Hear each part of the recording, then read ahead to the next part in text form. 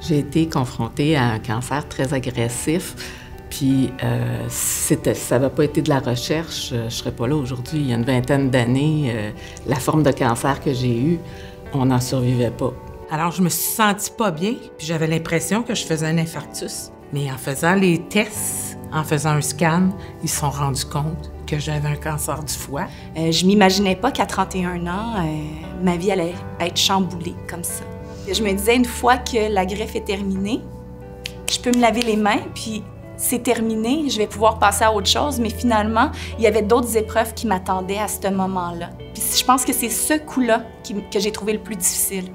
Une des coordonnatrices de l'Axe Cancer qui appelle ici au centre de recherche. En lui racontant mon histoire, ça lui a donné le goût de faire un projet de recherche sur une nouvelle technique de traitement.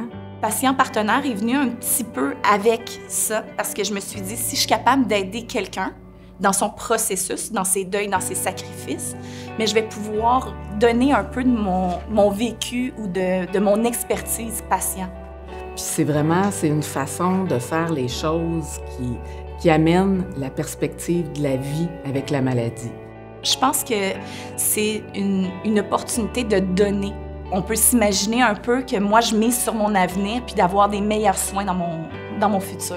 Donner au suivant, c'était pas pour moi nécessairement, mais pour les autres qui suivent après, ben s'il n'y a pas de recherche, il n'y a pas de survie. Peu importe ce qui arrivera, là, je me dis, ben mon Dieu, je vais avoir apporté ma contribution.